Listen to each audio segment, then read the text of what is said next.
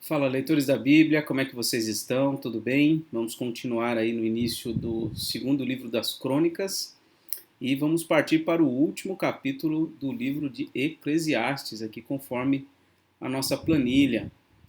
Muito bem, se você concluiu a leitura de Eclesiastes comigo hoje, não deixe de comentar aí. Eu li Eclesiastes em 2023, tá bom? Vamos orar? Senhor nosso Deus, nosso Pai, te louvamos, ó Pai, porque o Senhor é bom, a sua misericórdia dura para sempre. O Senhor é um Deus justo, misericordioso, que nos ama, que nos acompanha, que nos sustenta, que nos disciplina. O Senhor é aquele que nos guarda, que dirige os nossos passos. Queremos te louvar, Senhor, e te agradecer por bênçãos espirituais que temos recebido diariamente. São muitas, Senhor, as tuas bênçãos, coisas até que nem mesmo percebemos. Se fôssemos contar tudo que o Senhor faz, todas as tuas bênçãos, contaríamos e não conseguiríamos terminar, Senhor. Te somos gratos, ó Pai, por tanto amor, especialmente aquele demonstrado na cruz, por teu Filho Jesus. Amor que levou o teu próprio Filho à morte, ao sacrifício por nós. Te agradecemos. Te agradecemos. Não temos como recompensar o Senhor por tudo quanto o Senhor já nos deu. Te agradecemos e pedimos, continua a nos abençoar e nos dirigir. Em nome de Jesus. Amém. Segundo Crônicas 3. Vamos lá. Salomão começou a edificar a casa do Senhor em Jerusalém, no Monte Moriá, onde o Senhor havia aparecido a Davi, seu pai, lugar que Davi tinha designado na ira de Ornã, o Jebuseu. Então, aquele lugar onde o anjo apareceu, aquele anjo que estava destruindo todo mundo, Davi comprou aquele espaço, construiu um altar e ofereceu holocaustos ali, e ali se tornou então o local do templo. Versículo 2: Começou a edificar no segundo dia do segundo mês, no quarto ano do seu reinado. Foram estas as medidas dos alicerces que Salomão lançou para edificar a casa de Deus: 27 metros de comprimento por 9 de largura, segundo o padrão antigo. O pórtico diante da casa tinha 9 metros no sentido da largura do lugar santo, e a altura era de 54 metros. Salomão revestiu o interior do pórtico de ouro puro. Também fez forrar de madeira de cipreste a sala grande. Revestiu-a de ouro puro e gravou nela palmeiras e correntes. Também enfeitou a sala com pedras preciosas, e o ouro era de Parvim. Revestiu de ouro a sala, as vigas, os umbrais, as paredes e as portas, e esculpiu querubins nas paredes. Fez o Santo dos Santos, cujo comprimento era de 9 metros, segundo a largura da sala grande, e a largura também era de 9 metros. Revestiu seu interior com 20 toneladas de ouro puro. O peso dos pregos era de 600 gramas de ouro. Também revestiu de ouro os cenáculos. Então você pode imaginar uma construção com pedras e madeiras, tudo revestido de ouro, até os pregos que uniam as madeiras eram de ouro. Uma sala de 9 metros por 9 metros é uma sala razoavelmente grande, mediana. Imagina isso tudo revestido de ouro. Não dá pra gente imaginar, a gente nunca nem viu uma coisa dessas. Quantas toneladas aqui? Perdi aqui. 20 toneladas. É muita coisa, muita coisa. No Santo dos Santos, Salomão fez 2 querubins de madeira e os revestiu de ouro. As asas estendidas dos querubins mediam juntas 4,5 metros. A asa de um deles de 2,25 m tocava na parede do templo, e a outra asa, igualmente de 2,25 m, tocava na asa do outro querubim. Também a asa do outro querubim era de 2,25 m e tocava na outra parede, e a outra asa, igualmente de 2,25 m, estava unida à asa do outro querubim. As asas destes querubins se estendiam por 9 metros. Eles estavam em pé, com o rosto voltado para o lugar santo. Salomão também fez o véu de pano azul, púrpura, carmesim e linho fino, e mandou bordar neles figuras de querubins. A gente já tratou dessa questão quando vimos lá a construção do tabernáculo, depois a construção do templo, e tudo isso aponta para a majestade de Deus, para a pureza de Deus, para a grandiosidade, esse Deus que é um Deus envolto de glória, de poder, de majestade, de louvor por seres celestiais. O Santo dos Santos, um lugar interno, ali, bem reservado, onde estava a Arca do Senhor. Ninguém podia ter acesso ali, senão um único homem, uma vez por ano. Tudo isso aponta para essa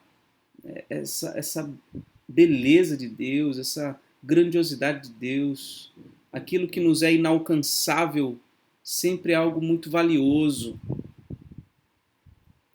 E esse Deus, praticamente inalcançável, se faz presente no meio do seu povo. Veja o simbolismo disso. No meio do seu povo. Aliás, ele veio presencialmente, esteve entre nós e fez o caminho. Deus, na pessoa do seu Filho, fez o caminho por meio da sua morte. Ou seja, o véu foi rasgado e nós temos acesso ao Santo dos Santos. Esse Deus inalcançável vem até nós. Põe uma escada, vamos dizer assim, entre o céu e a terra. E por meio deste, que representa como uma escada, que é como uma escada, o único verdadeiro caminho para o céu, por meio deste, Jesus Cristo, nós subimos e nós adoramos o Senhor Deus. Esse é o Evangelho. Essa é a boa notícia de Deus, de que nós podemos acessar a presença do glorioso Deus por meio do seu Filho Jesus Cristo. Por nenhum outro meio, só por meio dele. Salomão fez também diante da sala 2 colunas de 15 metros e meio de altura, com um capitel de 2,20 metros sobre cada uma delas. Também fez correntes, como as do Santo dos Santos, e as pôs no alto das colunas. Fez também 100 romãs, as quais pôs nas correntes. Levantou as colunas diante do templo, uma à direita e outra à esquerda. A coluna da direita deu o nome de Jaquim, e a coluna da esquerda deu o nome de Boaz. Então era tudo muito detalhado, uma construção bela, bem cuidada, com detalhes esculpidos, uma beleza estética que a gente não consegue nem imaginar adequadamente. Tudo isso, irmãos, a maneira como o templo foi construído e todo o cuidado com detalhes e tudo mais precisa ser refletido, na minha visão, na maneira como nós cuidamos das coisas de Deus hoje, que não diz respeito apenas à igreja, mas também à igreja, mas que diz respeito também à nossa casa. Seria importante nós aplicarmos todo esse cuidado, até mesmo do ponto de vista estético, à nossa casa, para que ela seja bonita, para que ela seja aconchegante, para que ela seja um vislumbre, vamos dizer assim, do céu, da presença de Deus. Porque o fato é que quando nós oramos, Senhor, venha o teu reino, a gente quer que ele domine sobre tudo na nossa vida. E se ele é Senhor da nossa casa, certamente ele deseja ver em nossa casa organização, limpeza, beleza, porque Deus é um Deus organizado, um Deus santo, um Deus belo. Essas coisas precisariam estar presentes também na igreja, no lar, na casa da gente. Foi tudo isso que chamou tanto a atenção dos povos ao redor de Salomão, de Israel, ao redor de Israel, que naquele tempo de Salomão a rainha de Sabá veio para conhecer isso. E outros reis também vieram, que a rainha de Sabá, creio que vai aparecer mais adiante, mas a gente já leu essa história, se eu não estou enganado, em Reis. Essa mulher, ela é uma rainha e ela vem e conhece a beleza, e ela se admira, ela se espanta. Essa é uma força atrativa que o povo de Deus pode ter, na maneira como cuida uns dos outros, na maneira como cuida das coisas, na maneira como adora a Deus. Tudo isso precisa representar a organização, a pureza, a sabedoria e a beleza de Deus. Capítulo 4. Salomão também fez um altar de bronze de 9 metros de comprimento, 9 metros de largura e 4 metros e meio de altura. Fez também o mar de fundição redondo de 4 metros e meio de borda até a outra borda, e de 2 metros e 20 de altura. E a medida da circunferência correspondia a um fio de 13 metros e meio. Por baixo da sua borda, ao redor, havia figuras de touros, 10 a cada meio metro. Estavam em 2 fileiras e foram fundidas quando se fundiu o mar de fundição. O mar de fundição se apoiava sobre 12 touros de bronze. 3 olhavam para o norte, 3 para o oeste, 3 para o sul, 3 para o leste. O mar de fundição se apoiava sobre eles, cujas partes posteriores convergiam para dentro. A grossura das paredes desse mar era de 4 metros e a sua borda, como borda de copo, era como uma flor de lírio. Nele cabiam cerca de 60.000 litros. Também fez 10 pias e pôs 5 à direita e 5 à esquerda. Nelas era lavado tudo o que se usava nos holocaustos. O mar de fundição, porém, era para os sacerdotes, para que os sacerdotes se lavassem nele. Fez também 10 candelabros de ouro, segundo havia sido ordenado, e os pôs no templo, 5 à direita e 5 à esquerda. Então veja, a pessoa, ela primeiramente se purificava, os sacerdotes, os itens, tudo eram purificados, ali nas pias, no mar. Quando fala mar é que tinha bastante água, né? Mas, enfim, o mar de fundição, ele se purificava. Entrando ali no santo lugar, ali tinha vários candelabros de ouro, quer dizer, o caminho para o Santo dos Santos é um caminho de luz, caminho que reflete ali a luz nas trevas, porque era um ambiente todo fechado. O que iluminava eram os candelabros.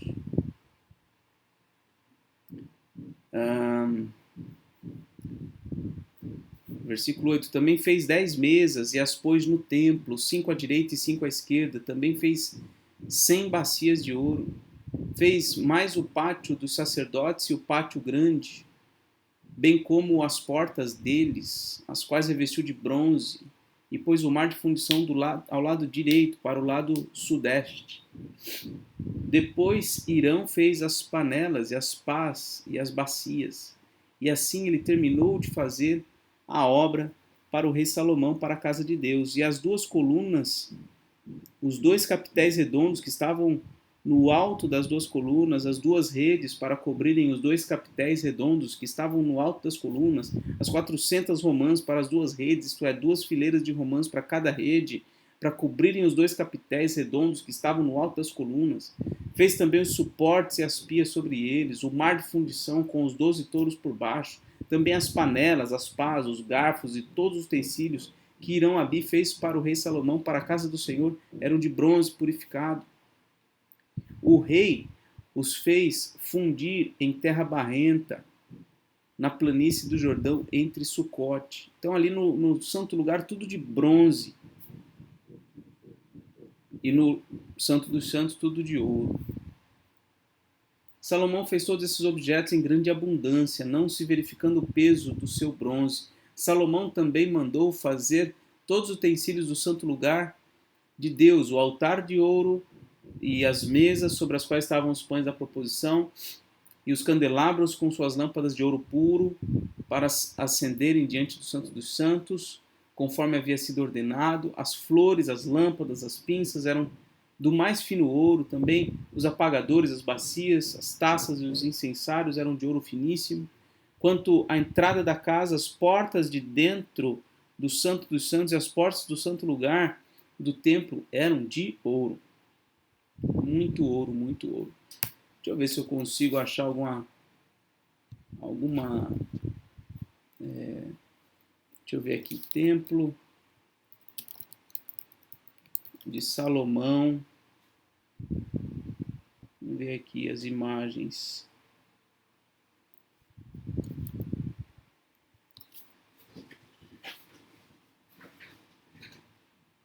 É que aqui aparece o templo da Igreja Universal, né? Aí complica.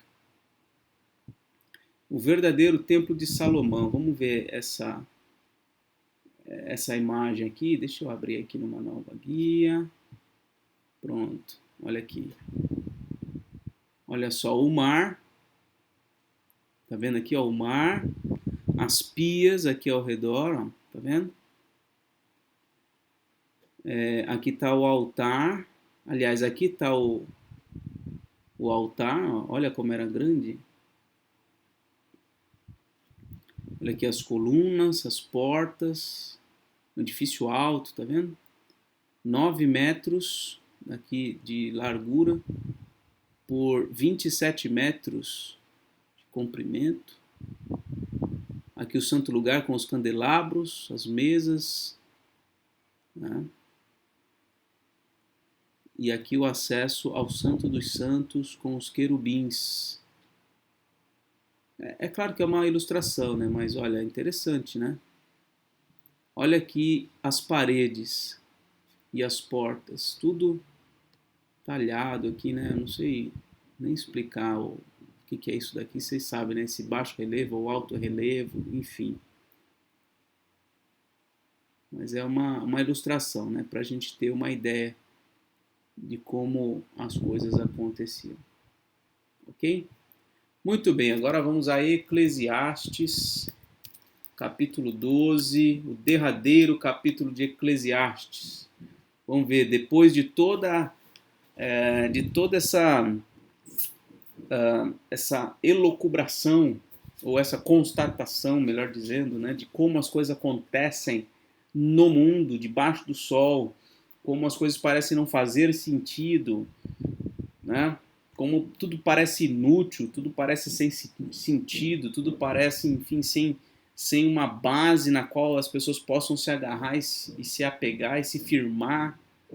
Diante de tudo isso, será que vem uma solução agora? Vamos ver. Ele já deu algumas pequenas pinceladas ao longo do livro, né? Falando do temor de Deus. E aqui, este último capítulo, ele vai encerrar dizendo: lembre-se do seu Criador nos dias da sua mocidade. Lembre-se, você tem saúde? Você está enxergando bem? Você está ouvindo bem?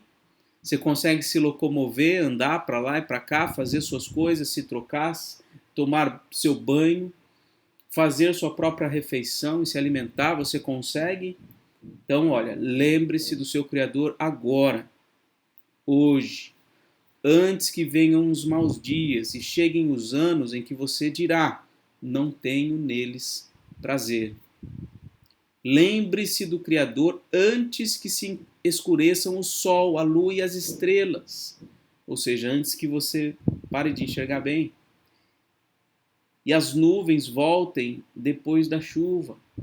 Lembre-se dele antes do dia em que tremerem os guardas da casa, os seus braços, que eram usados para proteção da sua casa, antes deles começarem a tremer. e se encurvarem os homens que no passado eram fortes, e as suas pernas se encurvarem e cessarem os moedores da boca, você já não tiver mais moedores na boca, por serem poucos, e se escurecerem os que olham pelas janelas, os seus olhos, lembre-se do seu Criador. Faça isso antes que as portas da rua se fechem e o ruído das pedras do moinho se torne difícil de ouvir. Antes que você pare de ouvir bem, porque a sua audição, assim como a sua visão, tenderá a dar problemas com o tempo. Antes que isso aconteça, lembre-se do seu Criador. Quando você se levantar a voz das aves, quando você estiver ouvindo as aves, lembre-se do seu Criador. Estiver ouvindo todas as harmonias, filhas da música, quando tudo isso começar a desaparecer. Deixe-me corrigir um detalhe aqui. Ele diz, quando você se levantar a voz das aves e todas as harmonias, filhas da música, começarem a desaparecer. Antes disso, lembre-se do seu Criador. Né? Lembre-se do seu Criador. Quando você, versículo 5, quando você tiver medo do que é alto, lá na frente você vai ter medo de altura, se é que já não tem agora, né?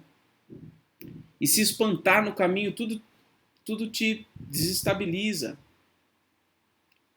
Quando florescer como a amendoeira e o gafanhoto lhe for um peso, quando as coisas mais leves, como uma caneta, você já não conseguir mais segurar com firmeza, quando isso for um peso. Quando você perder o apetite, é muito comum pessoas idosas, bem idosas, começarem a perder o apetite, não querer comer.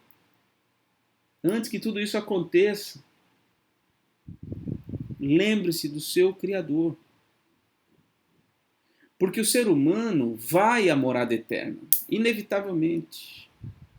Os pranteadores andarão rodeando pela praça. Vai chegar uma idade que as pessoas vão estar na expectativa ali da sua partida. Lembre-se do seu Criador antes disso. Antes que se rompa o fio de prata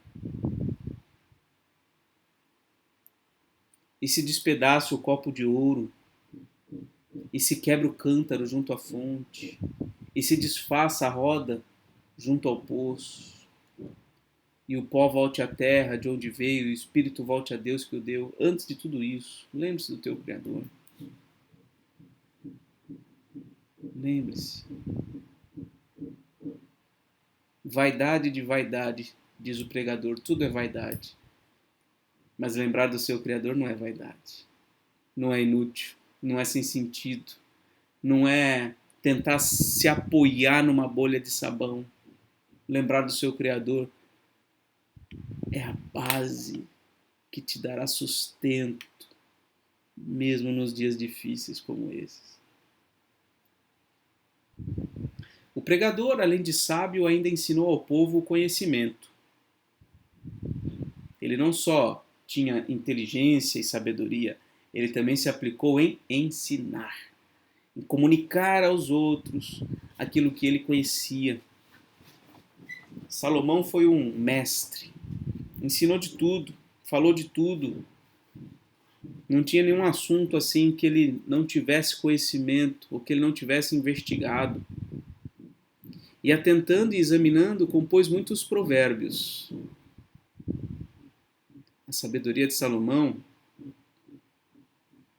nos ensina até hoje quão necessário é o estudo contínuo dos provérbios. Há muita sabedoria no livro de Provérbios. Muito, muito, muito. Muito para a gente aprender e aplicar. O pregador procurou achar palavras agradáveis, escrever com retidão palavras de verdade. As palavras dos sábios são como aguilhões. E as coleções de sentenças são como pregos, bem fixados. eles provêm de um único pastor.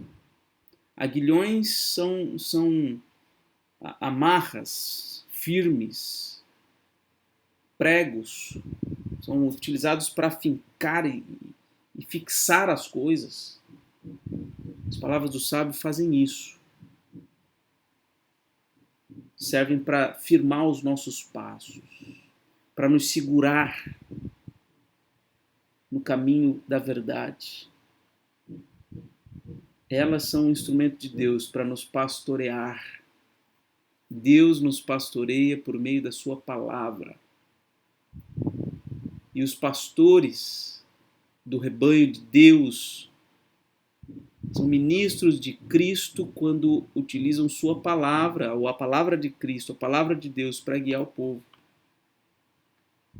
Além do mais, meu filho, leve em conta o seguinte: não há limite para fazer livros. Você pode fazer livros, faça. Quer estudar? Estude. Mas saiba que o muito estudar é enfado da carne. Ah, então não posso estudar tanto? Não, estude. Mas lembre-se daquelas coisas, né? Lembra do teu Criador. Lembra de desfrutar os teus dias com a mulher que você ama, com as coisas que você tem, daquilo que Deus te deu. Coma, beba, desfrute, estude. Mas é cansativo estudar. É cansativo, desgasta. De tudo o que se ouviu, a conclusão é esta. Olha aí, a solução. Solução para um mundo caótico, aleatório, sem sentido. A conclusão é essa: tema a Deus e guarde os seus mandamentos. Porque isso é o dever de cada pessoa. Porque Deus há de trazer a juízo todas as obras, até as que estão escondidas, quer sejam boas, quer sejam más. Então, aparentemente não faz muito sentido viver uma vida reta, né? O fim dos retos é o mesmo do fim dos ímpios. O mesmo acontece com ambos, não há muita diferença. Mas a última frase desse livro nos lembra: Deus vai julgar tudo. Deus vai julgar o coração das pessoas, as intenções. Deus vai analisar o coração de cada um. Então devemos confiar todo o juízo a Ele e manter uma vida reta, uma vida de sabedoria, de temor do Senhor. Lembra-te do teu Criador agora, antes que as coisas comecem a complicar. E complicarão bastante.